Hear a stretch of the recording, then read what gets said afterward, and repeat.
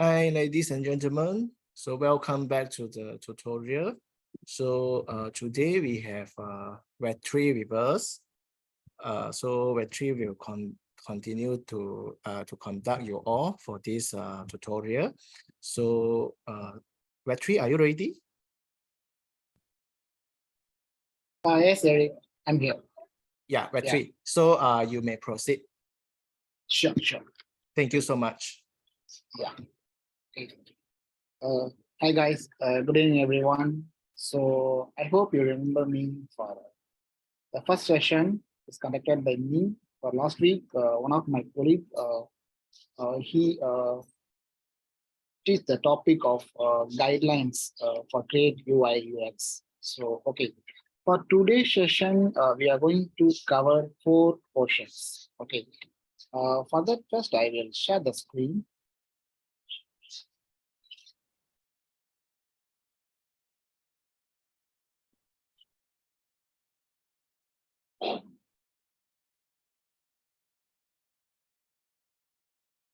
Okay, I hope you guys can see my screen. Okay, today we are going to cover 4 topics. First one is connecting to Firebase, and second one is how to add the business logics inside the eMOBIQ app. And third one is how to debug the app and how to preview the app. So these are the 4 portions we are going to cover now. So actually, most of the points, right? We already covered on the first session itself, but now we are going to see in more details of these topics again. Yeah. So usually, I'll just give you the glance of what this topic means first. Okay, connecting to Firebase. Okay, why we are connecting to the Firebase? The Firebase is the real-time database. We call it like a real-time database. So when we start to develop the app, we should have some backend. Then only we can able to play around the backend for sending data and retrieving data. So this is how all the mobile apps works.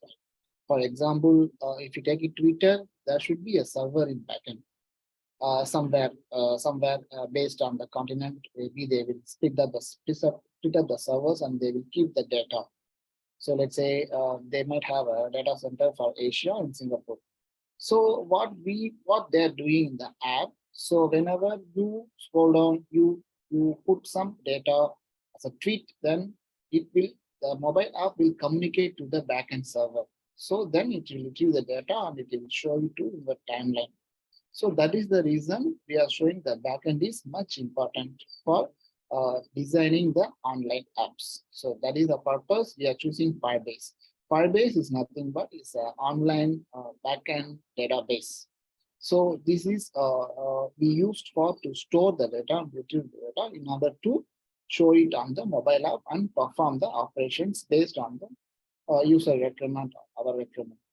Yeah. So this Firebase usually is offered by Google. So it's Google own real-time database.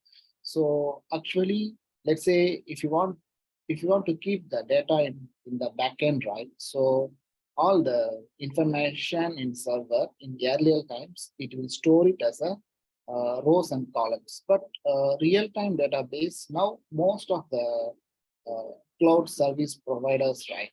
Like Amazon Web Services and Mango, DB, and these kind of companies offering this real-time database. Real-time database is nothing but like there is no structure in the SQL. Is also we call it like no SQL database.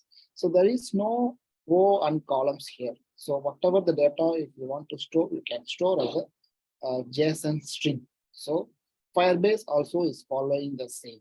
So for the demo purpose, we already created one app, right, for the customer self-ordering app. Right? We use this Firebase as a backend. So why we choose the Firebase is easy to use and easy to consume and retrieve and show it on the mobile app. So that is the reason we choose the Firebase. So our requirement is might be differ. It's based on the customer expectation. Sometimes they have some third-party systems. So what we can ensure here, our eMOBIQ can communicate with any kind of third-party system. For the demo purpose, we are going to show how we can deal with this Firebase database. Yeah. So this is the first topic we are going to cover. And second topic is how to write the business functional logic in the app. Let's say we have a collection of requirements, right? So in order to achieve the requirement, how we build the logics inside the eMOBIQ. This is what we are going to see on the second topic.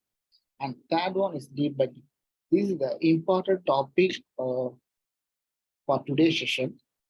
Let's say we build everything, the logic, and we try to establish the connection in the backend in the Firebase.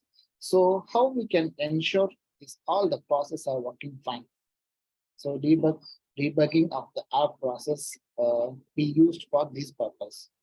So for whenever you start to develop the app, right? So what we have to do for each step, we have to ensure our logic that we're building is correct or not. So I'm going to show on this particular topic, right? So how we can debug and how we can ensure that logic that we build is correct or not. Yeah. So preview also is the same kind of thing, similar like debug. So that whatever the logic you return, it will show it on the console for preview, right? So that is the reason for the fourth topic we are going to cover for preview the app. Yeah. So these are the glance I provided for these four topics. Now we are going to discuss one by one. Okay. So Firebase. Okay.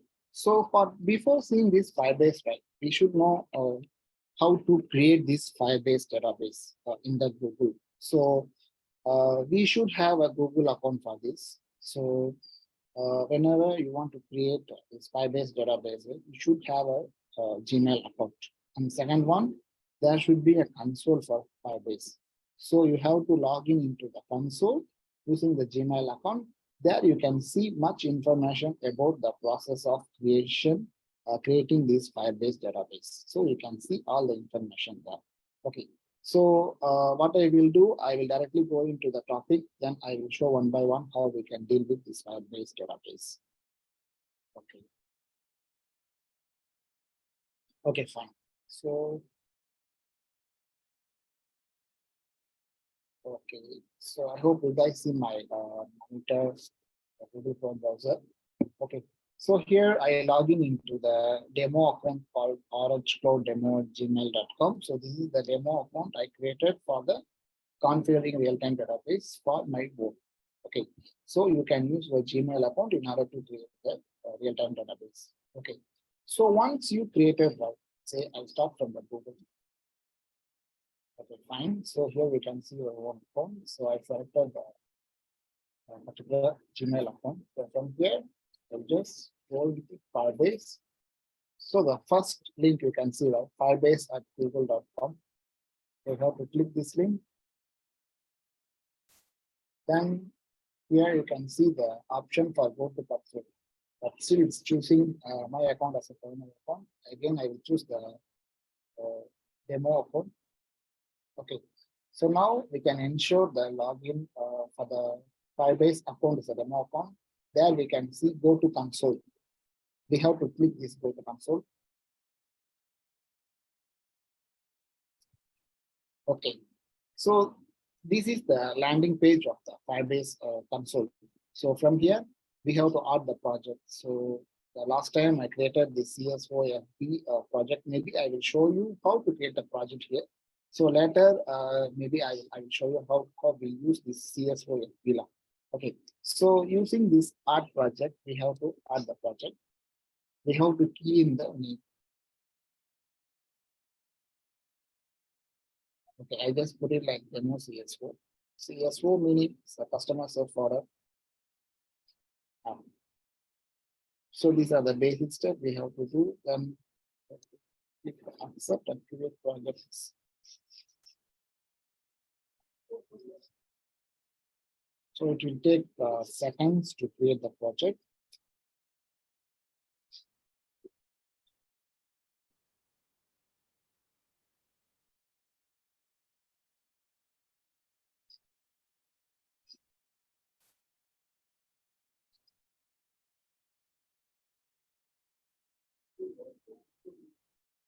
Okay, so you can see the message called your new project is ready. Then you can continue the project. So automatically you go to the project page. So here you can see left side you can have multiple options. So here in the build section, you can see the real-time database. There are a lot of the Firebase is not only for to construct the real-time database, it's also used to do so many things. You can see one by one what we have on this Firebase later. But the main purpose of this Firebase, we are using for real-time database. Another main important thing use of this Firebase is to configure the notification. So we in the app we have an in-app notification feature in the same eMOBIQ platform.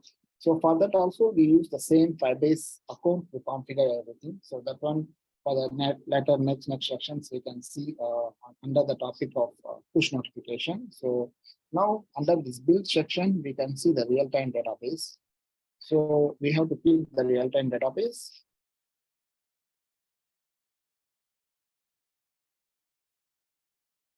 Okay, so here you can see there is no database on this account, this project, right? So that is the reason we showing create database.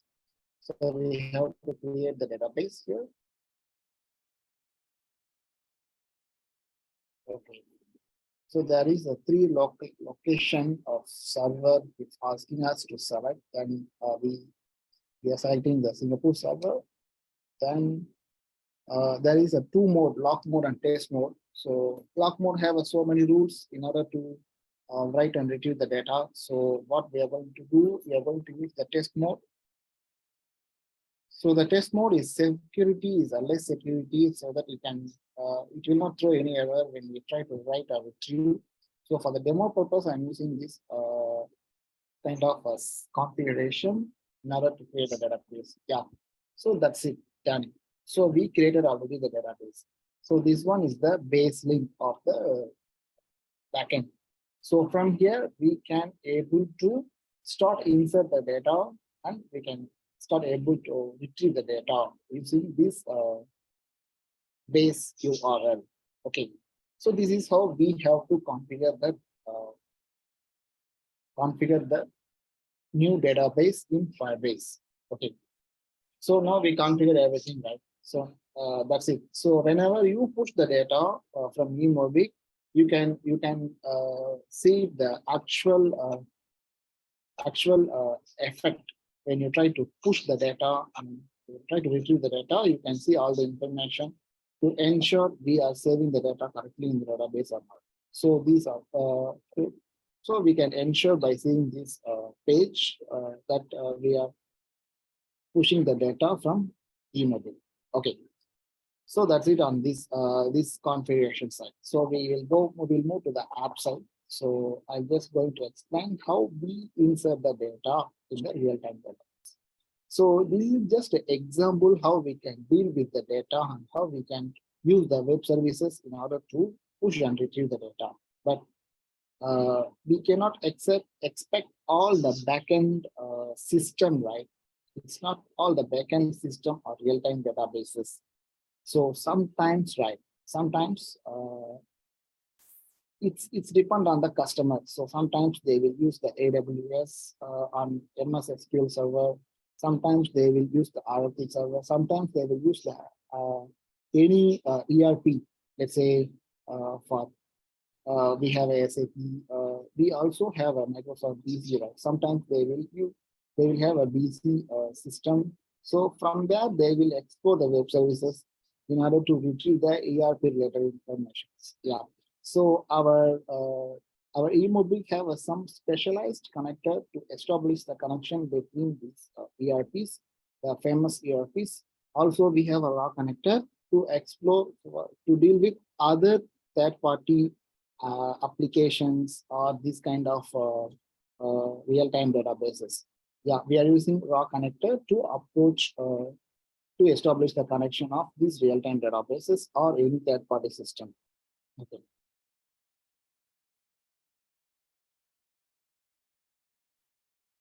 Fine.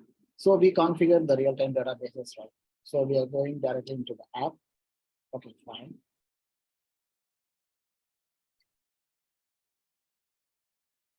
So you can see here, this is the customer self or app earlier created for the demo purpose. So here we have a page called register. So in this registers, we are keeping three fields: name and email and password. So I'm just going to show the logic how we push the data into the Firebase when we do this register operation. So upon submit, right? So here you can see the action. Okay, I'm just validating first whether all the information that we return is maybe, let's say the user try to submit without keying any one of these details, name and email and password. So we are showing the dialog box. So this is how we use to validate the eMOBIQ. Let's say for this conditional, right? For this conditional, the condition, we are checking the component value, UDT name. So the name of this text box for the name, right? We name it as UDT name, say text name. Okay. So when you put this logic in the condition, right? It will return you the boolean.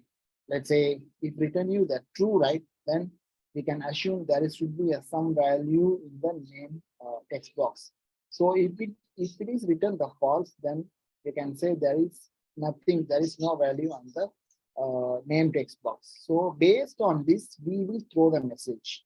Let's say if it is yes, then let's say I'm validating this name, right? So you just check this, is there any value on this name? If it is yes, then you just move to the next, you just move to validate the next field called email.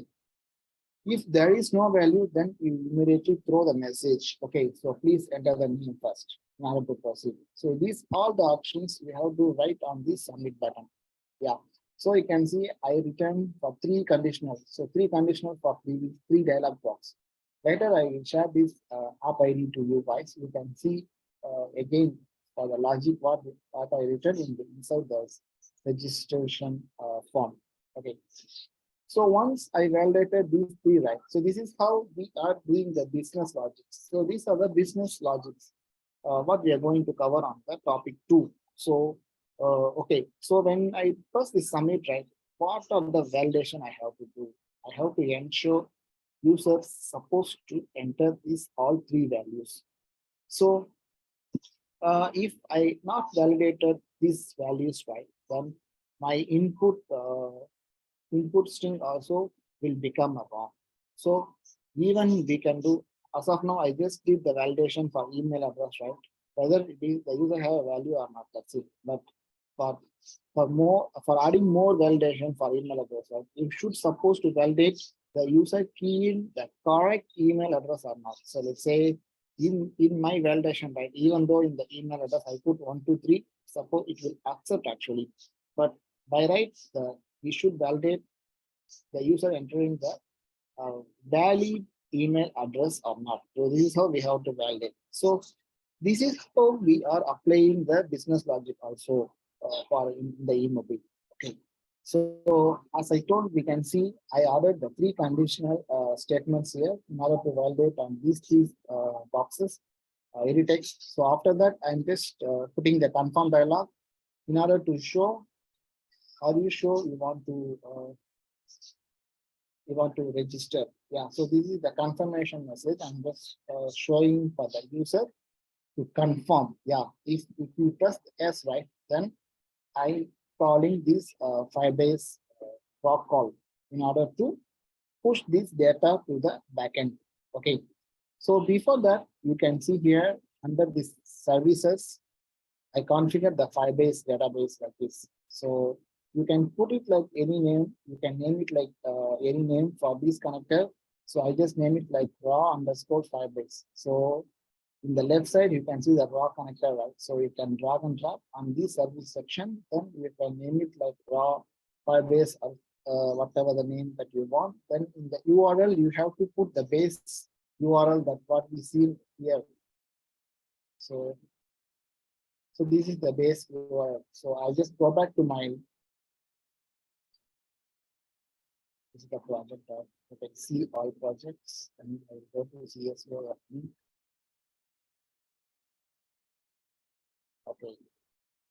seriously, into the real-time database. Okay. So you can see here, I put this URL as a base URL in the local connector. Yeah, I put local as false, the timeout should be at 30,000 seconds. Yeah, so I put like this. So after that, inside, right, if you want to validate this and the registration form, you have to do, you have to call this raw call. Yeah, so in the raw call, the path is user.json. So why we are putting this user.json as a path? Okay, so you are going to push this data under users. Okay, so this register is supposed to be the users. So that is the reason we have to the path of this Firebase database. We have to put user.json. User means like it's a name of the parent node. So we are showing this data, right, stored under this user method. You have to use the post. Okay, so these method things we already know, right? Let's say for if you take the REST connector, right, so there should be a 3 to 4 kind of methods. One is for get method we just use to retrieve the data from backend, and post method and put method is both we are used to create and update the record, update the existing record. And delete, we have another method called delete. This one will delete the record based upon the criteria what we passing the data inside the data parameter. Okay, so for in that purpose of registration, right, submit, right, I use this user.json. So you can see here, I put user.json as a path, then I put method as post. The options you can see info and raw query as true. These are the configurations we have to provide. The part of calling the local will for real-time database. The header you can see we have to mention the content type application class JSON. So because the connectors will not know what kind of data we are sending now and data. So in the data, and we are formatting, we are configuring the data like this: email name and password. Inside, we are passing these component values of each parameter. Okay. So once you call this, right, how it will store into the data base in the backend. So you can see when you try to do user.json, right, it will create like this: user1@gmail.com. These are the sample values I created. So this is how we have to create the values inside the real-time database. So if you run this app, let's say now we have how many data? 1, 2, 3, 4, 5, 6, 7, 8, 9. So we have 9 data. So I think the final one, yeah, someone is created 10@gmail.com. Okay, I'll just run the app. I'll just show you guys to create a new record in the user.json table. Okay. I'm just clicking this register, so it will move to the register, right? So I will create user.demo10@gmail.com. So the user is the user of demo10. Email is the user.demo10@gmail.com. Password is 1, 2, 3, 4, 5, 6, 8. So I'm just submitting. So it will show in the pop-up. Yes. Then user successfully registered. So you can see this if I press OK, right, it will go to the login page. So I'm not going to click this OK, so that we can ensure this is added in the real-time database. The name is called user.demo10. You can see the last one, user.demo10. Name is the user.demo10. Email address is the user.demo10@gmail.com. Password is 1, 2, 3, 4, 5. Yeah. So when I click OK, right, it will go to the login page. So when you try to log in user.demo10@gmail.com. Okay, I just purposely put the wrong password. Okay, so it's validating with the backend. Please enter the valid username and password. So I put the right password 12345 6. In the network tab, you can see the API calling. Yeah, so it's validating that our key in the username password is correct. That is the reason it's allowing us to go to the next step to move to the menu page. Yeah. Okay, so now we see already how to insert the data into the Firebase and how to retrieve the data into the Firebase. So if you use the post method, we're supposed to push some data into the Firebase database. If you use the get method, you are retrieving this user data from the Firebase. So this is how we are dealing with like all the functionalities. Let's say when we okay, so when we are retrieving, sorry.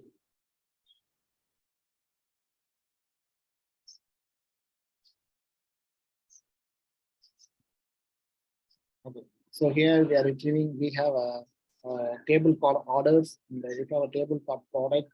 So these are the information only. Let's say when we click the item list, we are retrieving this information from the table. Yeah.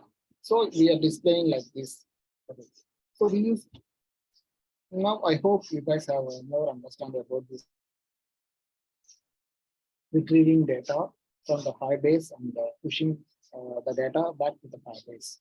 Yeah, so this is how we deal with the data in the real-time. The same way, if we use any kind of backend system, we have to follow the same way. Yeah. So apart from this protocol, we have also we have a dedicated connectors for most of the successful ERPs. Like say for SAP B1 connector, we are using for SAP ERP, and Notion connector we are using for the BC. Yeah, CRM we have, Acumatica we have, Sage. So these are the most popular ERPs available in the market. Yeah. So and also let's say if you retrieve the data, right? So where we supposed to store this data? So that is the reason we created these local tables. So because one without the local table, you cannot show the data because you are showing all the data into the data set, right, in the front view of the mobile design. So that is the reason we need a table to display the values in the mobile page. Yeah. So this is how we deal with the data using the Firebase and eMOBIQ connectors. Yeah. So okay, I think for the first portion, I completed already. So maybe for in this time, right? So if you have any questions, you can ask immediately. Clear your doubts for the related to the Firebase. You guys have any questions? Hi guys, do you have any question? If you have, you can raise your hand or you can type something at the chat box. I can unmute you so you can talk to Web3. Yeah, Web3, there's a question. Yeah. So I will answer your question. So before that, any other questions?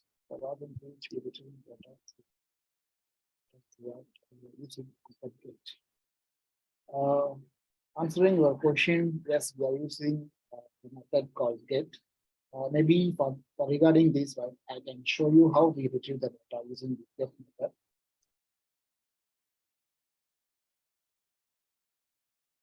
In eMOBIQ, the login page, when you click the login, as I told, we have to validate this username password related validation first. So once user enter this information, then you can see I use the raw call user.json.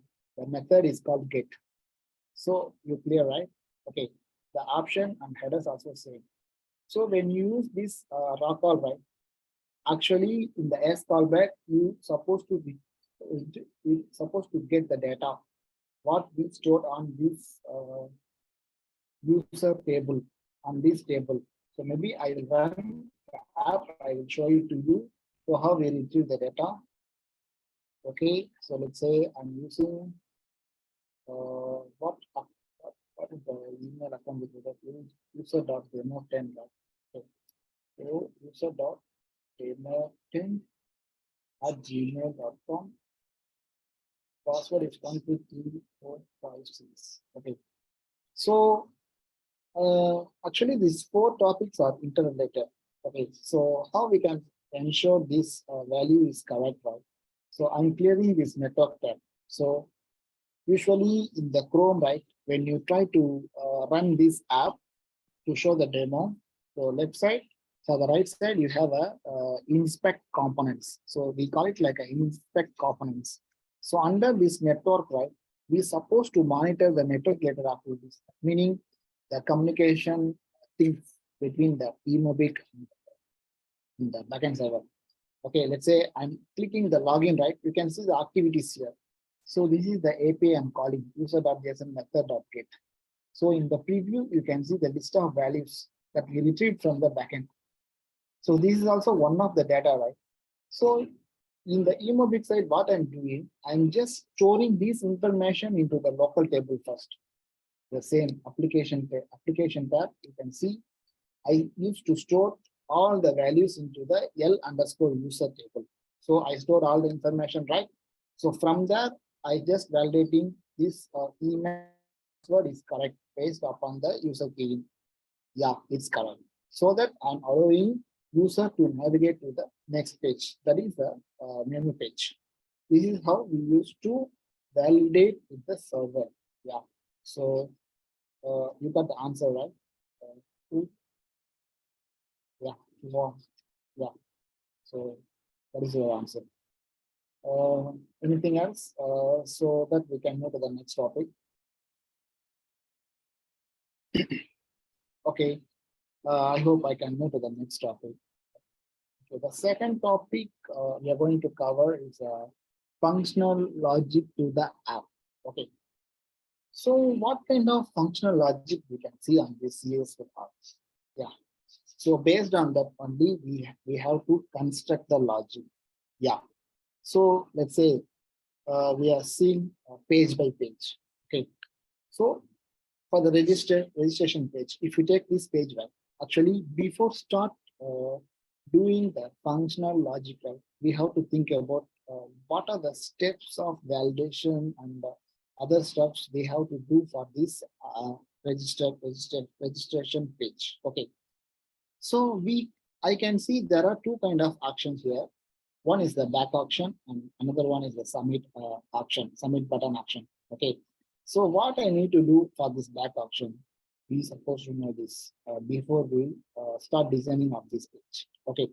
Based upon the customer requirement, when you click this back button, right, it's supposed to go to the same login page.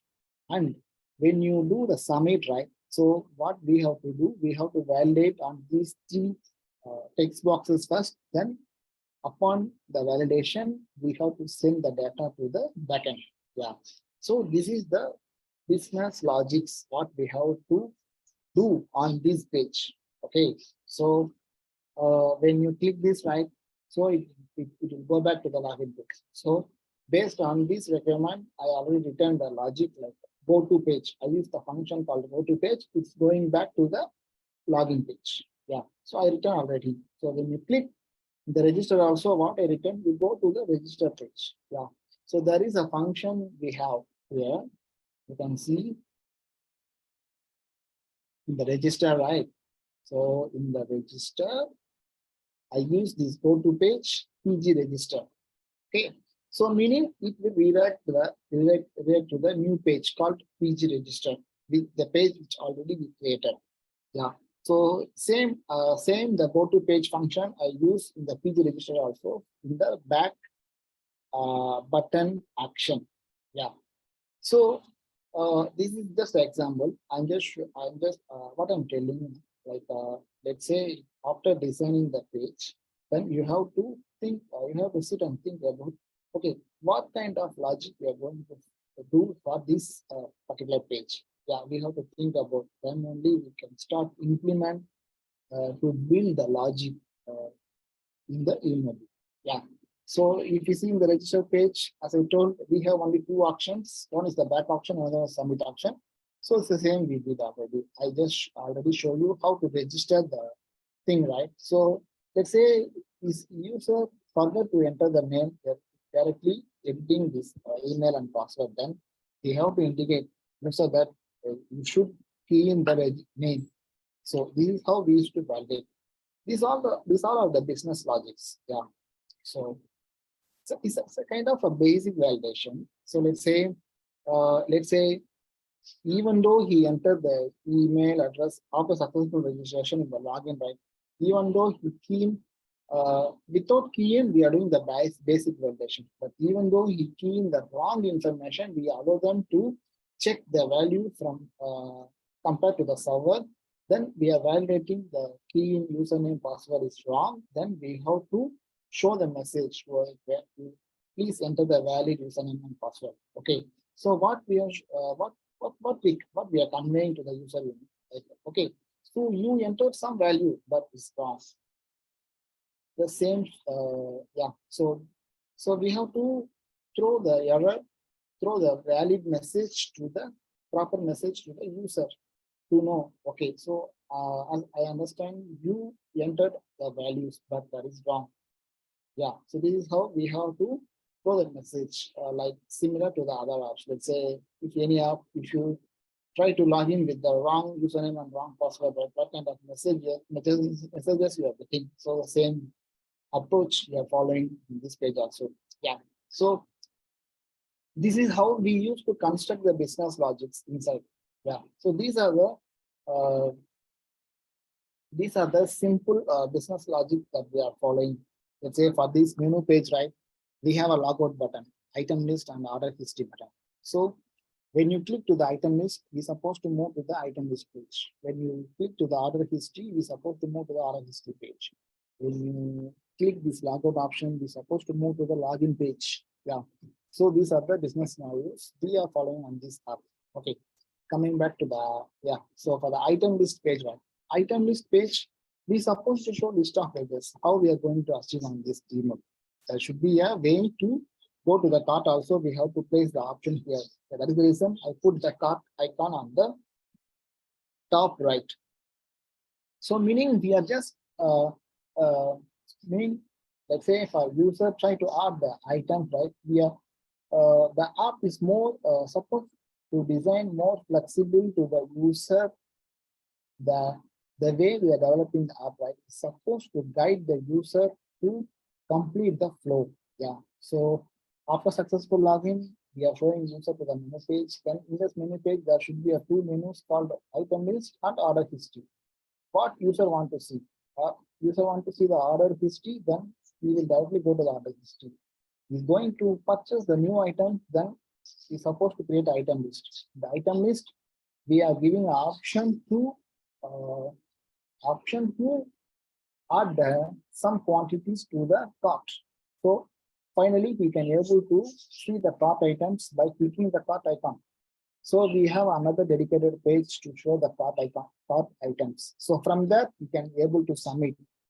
So that mean to say the process of completion is like successfully created the order by the user, by the login user, something like that. Yeah. So for this whole process, we need these three screen as a mandatory. Yeah. So what in this page we are doing, we are listing the items. Then we are allowing user to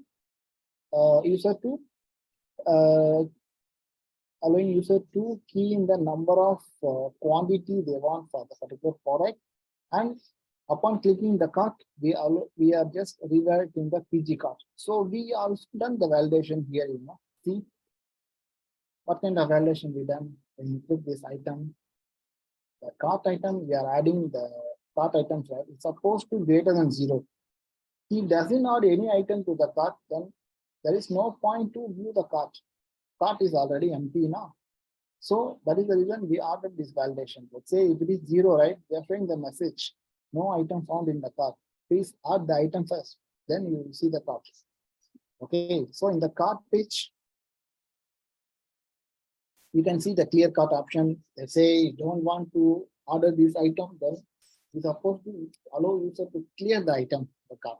So this can be done for all the items or each items. It depends on the requirement. I just, for the demo purpose, I just give one option to clear all the truck values. So here we have a submit order, right? Upon submit, so we have push the data to the backend DB. Yeah. So this is how I design the workflow for this customer self order. I cannot say only this function we supposed to have this customer self order. There should be a lot of functions might require part of customer self order. So we should finalize the requirement before we start with the app. So that is then only we can clearly drive it, designing the pages and building the functional business logics can be included in the apps based upon the requirements. Yeah. So this is how we used to design the functional logic. So inside, right, what kind of functions, predefined functions, we have everything is a function, right? So what kind of functions we are using, that one we can see also.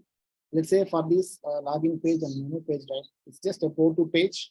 When you click this item, we just use the go-to page icon. So for this, right, we are retrieving the data from the backend for the product, this product table. So once you retrieve, right, this we are storing into the local table called product, then we are binding this table in the data list. So data list usually, right, what it will do, it will show you the list of data based on the binded table. So the data set we have to declare here. I declared L underscore point as a data set. And I just put it the name of this data list called DL underscore item list. This one, it's a compound name, whatever the name you can give. The data set name, I created the L underscore power as a local table. I bind here. So after I load all the information to this table, right? What I will do, if you see on the load page, maybe you can find the logic what I written.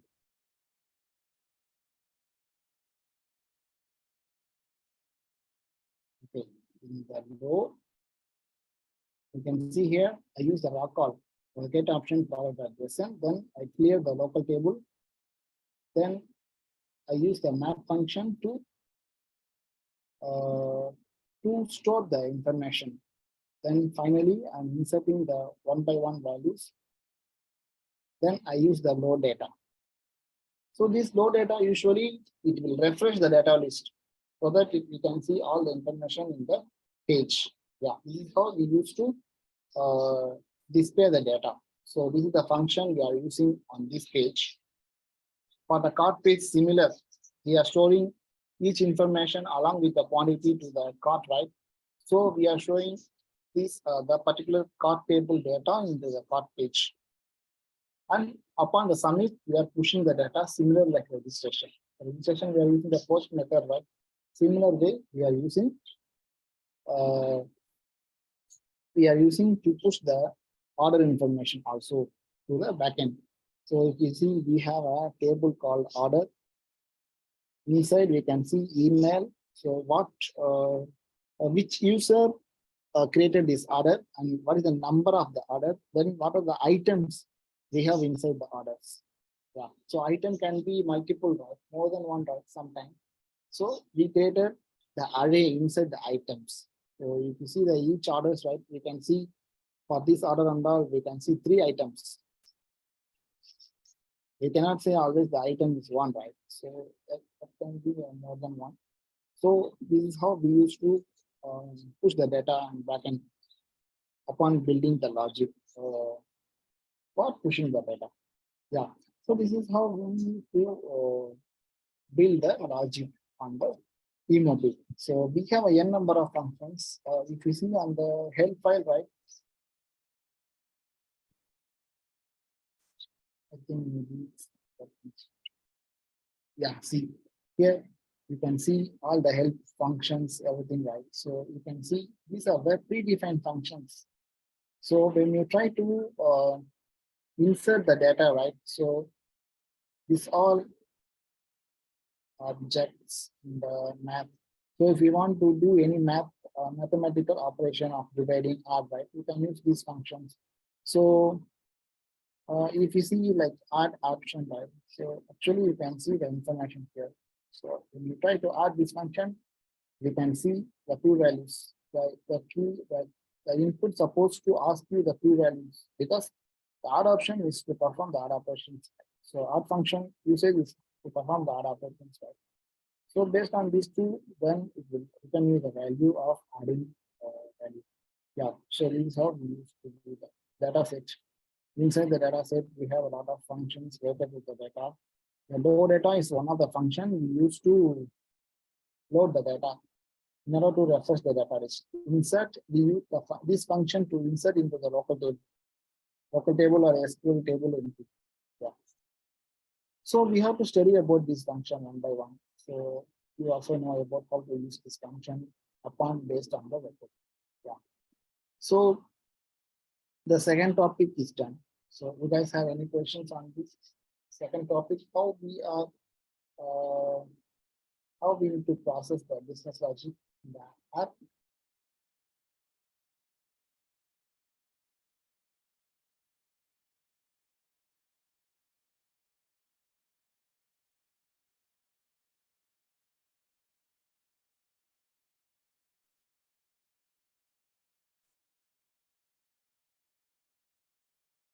Hi guys.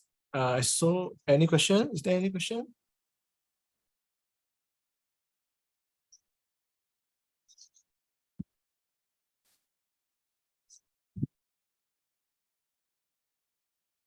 Okay. When you know about these predefined functions in the big, right, you automatically know how in these logics, the business logics in the eMOBIQ. When we start to take the requirement from customer, we should know in the mind itself, we should calculate how many pages roughly we needed to complete these apps. Yeah. So let's say for this customer self product app, right, there should be a registration screen, login screen, item list screen, part screen. Yeah. There is a minimum 4 screens we need for this. Yeah, history is additional option they are providing to the user to see the previous created orders as a part of this app as a history. Yeah, so this is how we have to clearly take the requirement. Then only we can understand the business logic, everything what we need to do behind this app design.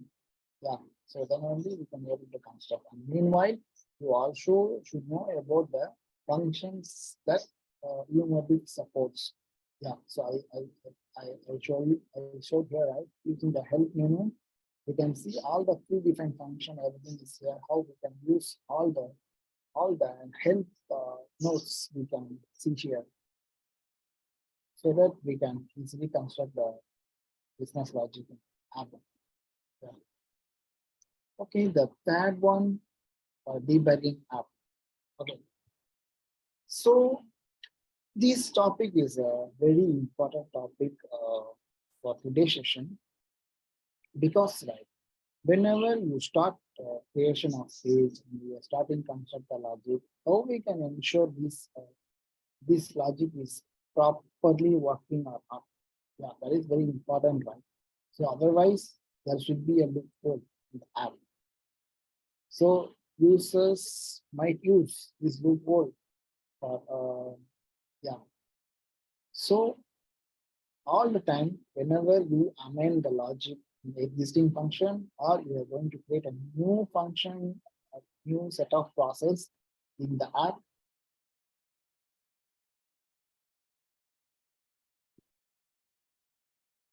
just a minute, guys. Okay. Can you guys hear me?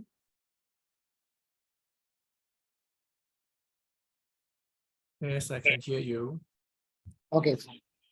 Um, so for debugging process of the debugging process in the eMOBIQ, right? Okay. So the debugging process is to ensure our constructor logic is working fine or not. Yeah.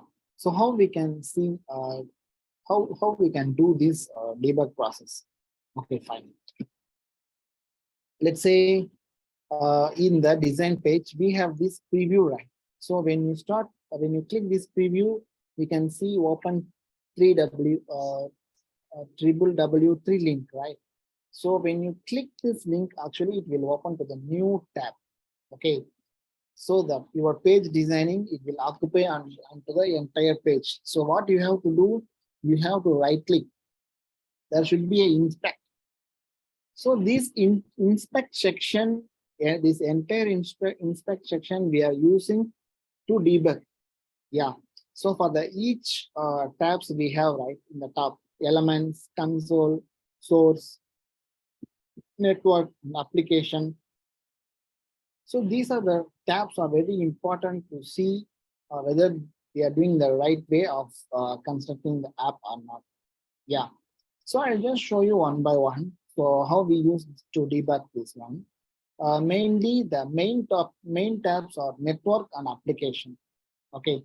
So let's say I'm clearing these values. So each tab, right, you can have a clear option. In the console also you can have a clear option. In the network also you have a clear option. In the application also you can have a clear option, right? Okay. So I'm just running the app again.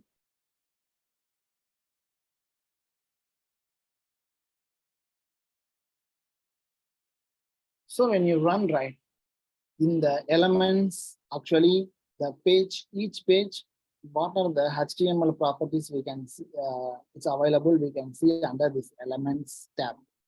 So in the console, right, when you try to call any API or anything, you can view the action. See, so this console, right, bring you almost all the actions what we are doing in the app. So it will just, this information is just showing the network related information. It's also returning, it's also showing the response data. So that in the eMOBIQ inside also, right, when you try to press this, let's say for clearing cart, right, we are using the confirm dialog, right? Let's say if you want to use the console, there is the one function called console. We can drag and drop to anywhere in the console. So in the console, there should be a parameter called value. You can give any value. So this one, right? Why we are having this function for console? So whenever you run the app, when you click, maybe you need to check. But by default, we are providing this console option on the click. But let's say you have a condition, right? In the each yes or no callback, you are giving this console option to ensure the particular logic is going to which block. Like let's say it's going to the yes block or no block. To ensure this, we are using this console function. So where it will display. So when you run the app, right, it will display under this console. So that we can know, okay, so this for the particular logic, it's always calling the yes callback or no callback, something like that. Yeah. The network tab, it will used as to monitor the network related activities. So purposely, I can say this is to monitor the API related activities. Yeah. So when I log out, right? So when I log out, I'm just logging to the demo 1, 2, 3, 4, 5, 6. When I try to press, can you guys note down here? You can see the API calling, right? So this is the API calling. In the headers, request mode is post, status code is 200, meaning is okay. Then in the payload, you can see the information of API data, user.json, method is get, and connector information. These are the connector information, options, and data. Data is 0, right? Data is nothing, right? So that, yeah. So in the preview, we can see the return value. So these are the values we are getting when you try to invoke the API. Yeah. So this network tab is clearly showing to monitor is monitoring the network related activities. Yeah, we are using this tab to monitor the network related activities to ensure our web services is working fine or not. You can have even though if web services is successful, you can might get the different response. So you can check on this network tab. Based on that, you can construct the logic. Let's say any third-party system, right? The returning way of response might be different. So once you see the response, then only you can able to construct to show the proper message to the user. Let's say we have a two third-party system. some third-party system they're throwing message in different parameter. Another third-party system is throwing the message in different parameter. Error message in different parameter. If you know the structure of this response, right, then only we can able to construct the logic inside the mobile app to show the proper error message. So that is the reason we are mainly using this network tab to monitor the network related activities in the application page. In the application page, we can see so many options here. Mainly we are used to see the local table information. So we are using this local table, right? This is the action when we store the local table information to the local table. Sorry, in the web services information to the local table. In this page, it allows us to ensure all the information is stored inside the local table or not. See, I can see the list of local tables that I created under the services tab. One of the local table is called L_user. I can see these are the values I already stored. I return the logic inside the eMOBIQ backend at the time of login. So I know the logic, everything I return is right based upon the viewing the data in the L_user table. Yeah. So these are the three tabs is mainly we are using. These are four tabs we are mainly using for a debug purpose. Under this, right, web SQL. This web SQL, let's say if you create any SQL table, right, any SQL table, we can see under this web SQL information. Yeah. So this is how we used to debug upon the development. But sometimes, okay, for the sometimes, most of the cases, you can arrest all the issues with these inspect things.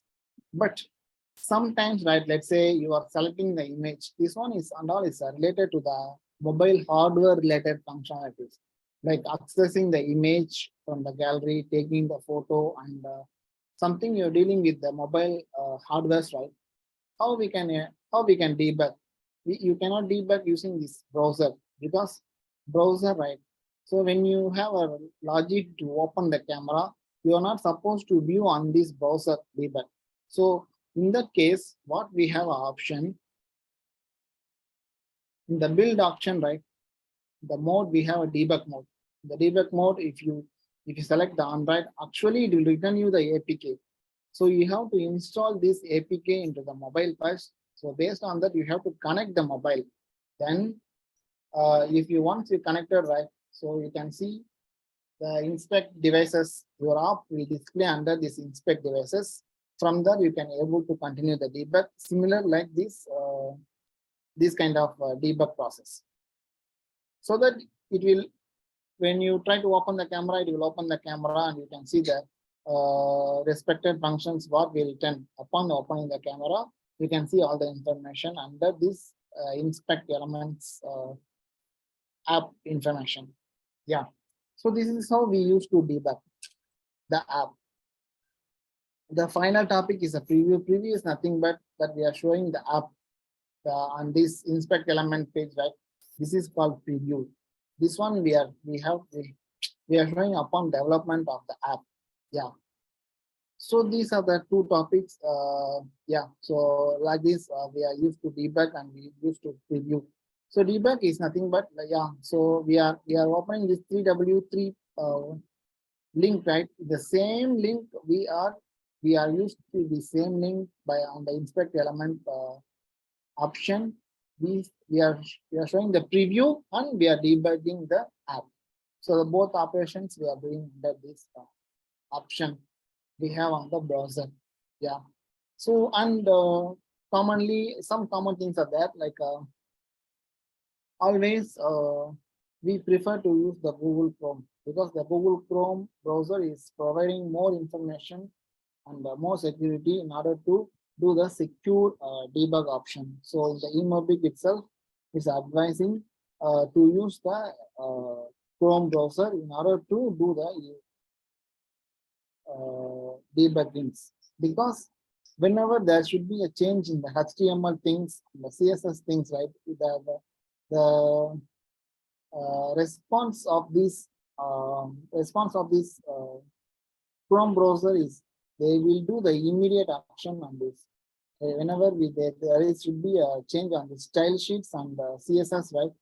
immediately it will reflect on this Google Chrome so that we can ensure, okay, so this is right or this is wrong. Instead of using the Safari or Internet Explorer, we prefer to use this Chrome browser in order to debug. Yeah, on preview also you can see there should be a more option to see the dimensions, like it will show you the app in so many formats. Like see, let's say if I see on the iPhone SE, right, the design is fitting based on my the way designing on the page. But let's say if I choose on the iPad Air, right, the design is collapsing already. So we have to think about, okay, most of the end user using with what kind of device they're using, a mobile or iPad, or it's a kind of a tablet kind of device. So when we design the page, right, we have to keep this on mind. So then only we can provide a right UI impact for the user. Yeah. So I hope we covered all these 4 topics. So maybe I can start the Q&A session for these topics. You guys can rise up if you have any questions.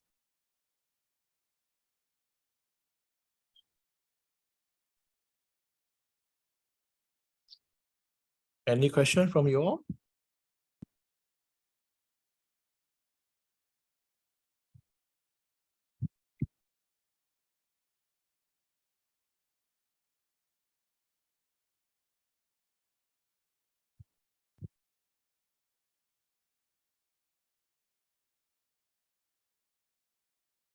If you have question, you can type in the chat box, or you can raise up your hand. I can unmute you.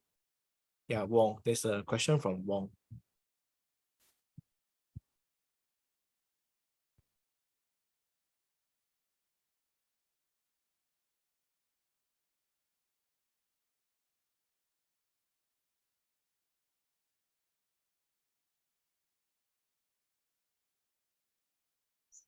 Okay, for the Firebase database, the limit of how many data set can be created. Okay, can I say instead of data set, there should be a limitation for data size? I think yes. There should be some limitations because we are using the free version of Firebase, right? There should be a data size limitations. But we are just showing the demo, right? So that is the reason we are not facing any issue with the data size. But you can see in the more detail on this, right? The real-time database rules, backup, usage. Maybe in the usage you can see this one also is not showing the accurate information about what is our limit. Maybe here you can see the load metrics 1%. There should be a data limit, but I'm not sure. We have to check with Google. Yeah.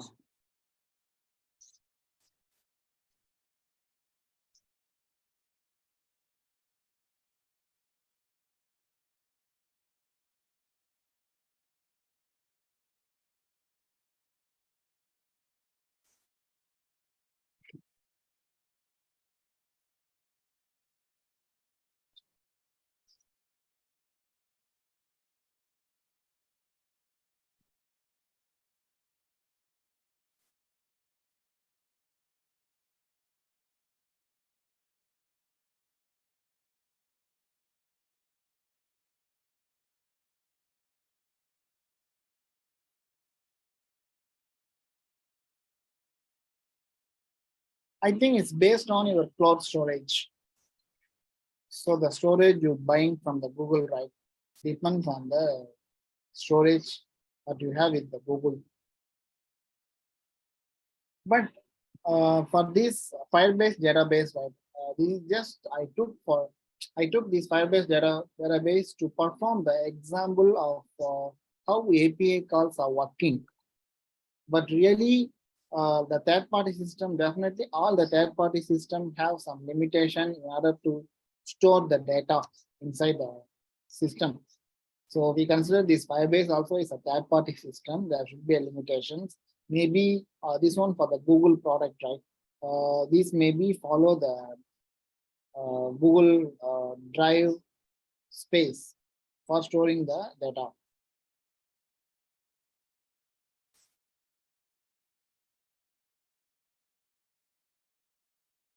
See, free tier is 1 GB.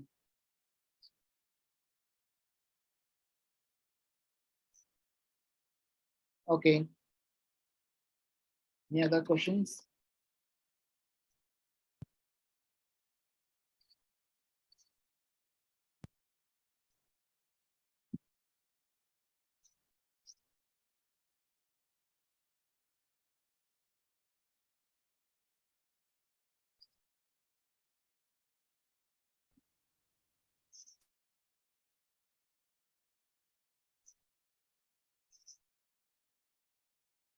Okay, all right. So for the next, what I'm going to do, is it possible to use Firebase authentication feature with it? So what kind of authentication you want to perform with Firebase first? What kind of authentication? So you mean so like so I'm just keen to know. Okay, for the login. So login registration, right? For the login also we consider as a table inside the Firebase. So for me, right? For me, this data, right? For me, this data order and the user are both same for me. Like so both are tables. So we cannot apply the authentication for each table, like maybe you can apply the authentication to access the this base URL. There should be a multiple way of authentications we can do. By secure this thing is already HTTPS, so we no need to do the so it's already secured under the HTTPS. Okay, I mean it's already imported the SSL certificates, so that is the one kind of security feature. Then you can set up the multiple kind of security layer, like let's say there should be a token. There should be a token key. Right? Usually, for nowadays, when you try to access the API, they will return the token. Okay, the token is kind of a session. So we can keep this token for sometimes like 30 minutes, 40 minutes, something.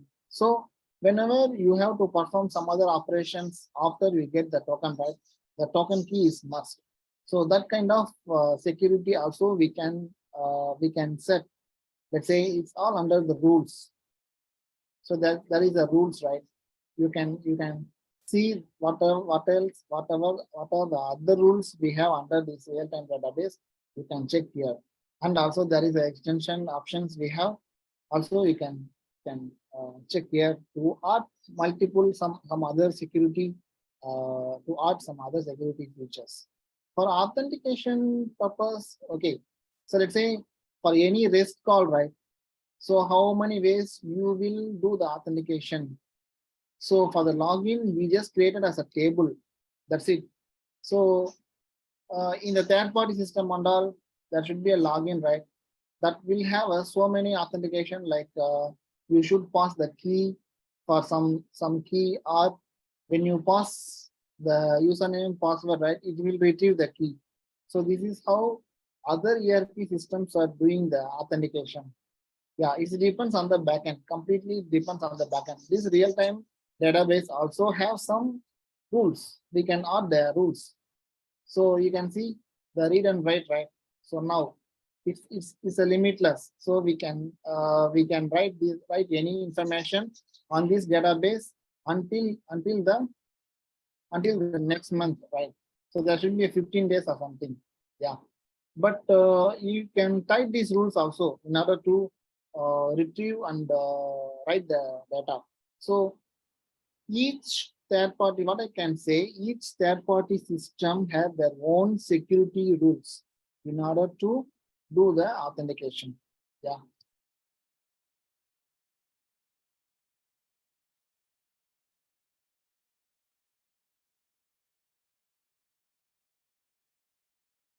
Okay. I will ask my colleague Shamil to share this app ID to you guys. So if you have any doubt to what we have, the business logics on the back end, beside the pages, right? You can refer. Yeah. So I will ask my colleague to send this app ID to you guys. Maybe Eric will forward you later. Yeah. Yeah, okay, So sure, no problem. yeah. So if nothing else, then we can close this section. Wilson, sorry, Eric, yeah, we can proceed. Yeah, so is there any question from you all? So actually, you already cover up everything for today's session. Yes, for today's session, it's over as well. Yeah, okay, thanks you so much. So for all the participants, do you have any question? If you don't have, then we will end the session. Anyone? You can, I can unmute you so you can ask your question.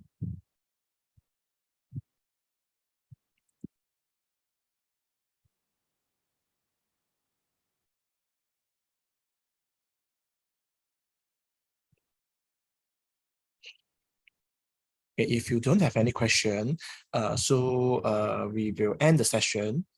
But if you do have some question to ask, you can ask in the group, WhatsApp, or for those who already have my numbers, you can also contact me. Then I will help whatever I can from my side. So Battery, you don't have anything to add on? No, Eric. Yeah, if you don't have, then we shall end the session. Thank you so Thank you, much, guys. everyone. Yeah, thank you guys. Thank you so much for today's session. We'll meet you on next week. Yeah, thank you so much, everyone. Thank you.